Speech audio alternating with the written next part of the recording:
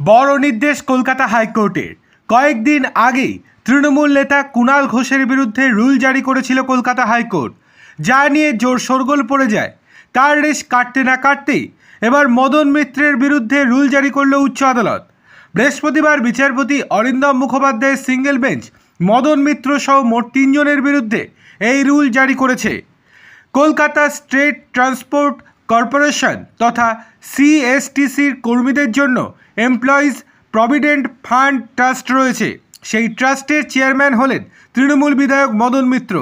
সিএসটিসির অবসরপ্রাপ্ত কর্মীদের অভিযোগ, চাকরি থেকে রিটায়ারমেন্টের পরেও তারা প্রভিডেন্ট ফান্ডের টাকা পাচ্ছেন না, অথচ অবসরের পর যাতে কর্মচারীরা সুবিধা পান সেই জন্য প্রতি মাসে কর্মীদের মাইনের একটি অংশ কেটে নেওয়া হয়। এই নিয়ে 2024 সালে উচ্চ আদালতে মামলা হয়।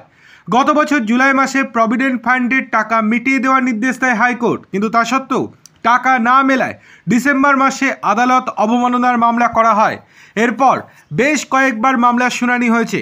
গতকাল এই মামলার শুনানিতেই মদন মিত্র সহ 3 জনের বিরুদ্ধে রুল জারি করে আদালত। সিএসটিসির অবসরপ্রাপ্ত কর্মীদের প্রভিডেন্ট ফান্ড সংক্রান্ত মামলায় মদন মিত্র রাজ্যের অর্থ সচিব ও সিএসটিসির চিফ ম্যানেজিং ডিরেক্টরকে আগামী 4 জুলাই কলকাতা হাইকোর্টে সশরীরে হাজিরা দেওয়ার নির্দেশ দিয়েছেন বিচারপতি মুখোপাধ্যায়। যদি হাজিরা না দেন তাহলে সেক্ষেত্রে তাদের বিরুদ্ধে গ্রেপ্তারি পরোয়ানা জারি করে গ্রেপ্তার পর্যন্ত করা হতে পারে। আদালত নির্দেশ দেওয়ার পরেও অবসরপ্রাপ্ত কর্মীদের ন্যায্য পাওনা কেন মেটানো হয়নি, হাইকোর্টে সে কথা জানানোর নির্দেশ দিয়েছেন বিচারপতি। সেই সঙ্গে কেন তাদের বিরুদ্ধে কোনো পদক্ষেপ নেওয়া হবে না সেটাও ব্যাখ্যা দিতে হবে মদন মিত্র সহ বাকিদেরকে।